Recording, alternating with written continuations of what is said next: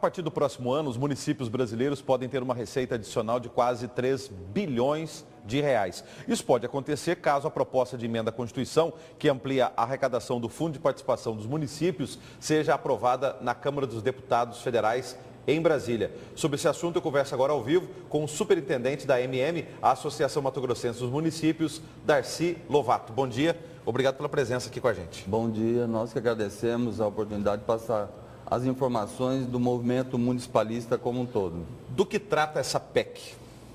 Sim, ela trata do aumento do FPM. Hoje, do bolo total do FPM, que é do IPI, né, do Imposto de Renda, os municípios ficam com 23,5%.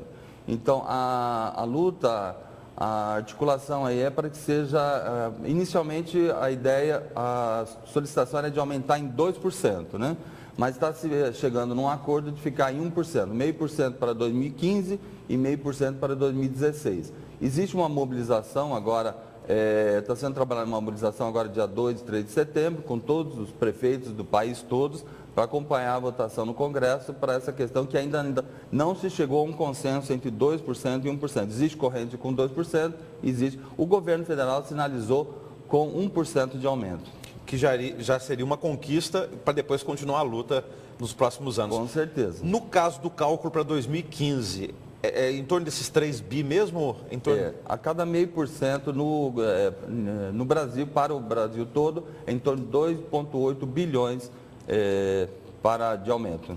Para os 5.500 municípios brasileiros. Exatamente. Para Mato Grosso seria quanto a mais? Em torno de 36 milhões. E para 2016, seria quanto em nível de Brasil e em nível de Mato Grosso? Então, é 1%. Seria 80 milhões, né, 80 milhões para Mato Grosso e em torno de 5 bilhões para o país. Essa PEC, basta essa aprovação dessa proposta de emenda constitucional na Câmara dos Deputados ou ela tem que passar pelo Senado ou já passou pelo Senado Federal? Então, essa que é a polêmica, né? Dependendo da forma que fazer, tem que voltar ainda para o Senado. Essa é a articulação em Brasília para que se chegue a um consenso ali, que finalize e já vá para a sanção presidencial. E isso tudo acontecendo antes da votação do Orçamento da União para 2015? Exatamente. Essa é a preocupação, para que se faça isso tudo agora nos próximos dias, porque senão não existe mais tempo hábil para isso, para que seja para o próximo ano. Mato Grosso também está num processo semelhante aqui com recursos estaduais, dinheiro do FETAB.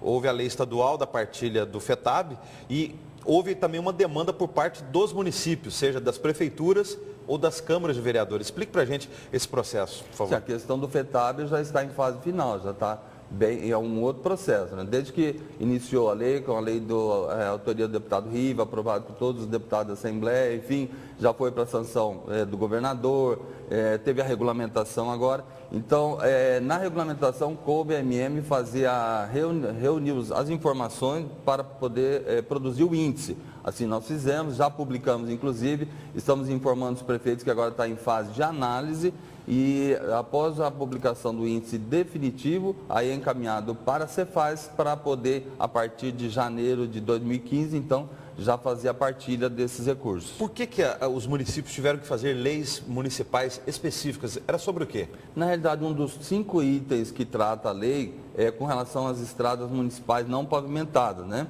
Então, para poder respaldar essas informações, além da informação do prefeito, né? Então, o caminhamento foi para que passasse também pelo legislativo ao quantitativo de estradas municipais. Então, daí a questão de institucionalizar a malha viária dos municípios. Além também de estudos técnicos, mapas, para poder respaldar essas informações. E tudo isso tem que constar da LDO, da Lei de Diretrizes Orçamentárias, e da LOA, a Lei Orçamentária Anual de Mato Grosso, para o ano que vem. Exatamente. Então, nós estamos agora no processo de análise pelos municípios, né? E finalizando, nós passamos para a Cefaz e aí, então, nós vamos orientar os municípios que façam essa inclusão, né? Para poder, então, operacionalizar em 2015. E os próprios municípios, nas suas LOAs municipais, também tem que já ter a previsão desse recurso para 2015? Prever, com certeza. Todo o recurso que entra no município tem que estar previsto, né? Superintendente, semana passada teve a notícia aí do afastamento do presidente da MM, que na verdade é prefeito de Juscimeira, lá das funções deles no município de Juscimeira. Explique para a gente isso aí, até por uma questão legal. Ele continua como presidente da MM, continua como prefeito de Juscimeira ou não? Sim, a questão lá deu-se através das questões administrativas da prefeitura, né? Ele continua prefeito, né? Está recorrendo, então está em análise do TJ. E ele continua presidente da MM normalmente. Quer dizer que enquanto ele recorre, continua valendo o cargo, tanto na MM quanto lá na prefeitura? Sim, porque ele continua prefeito, né? Ele só foi afastado temporariamente, vamos dizer assim, das funções administrativas da prefeitura de Juscimeira.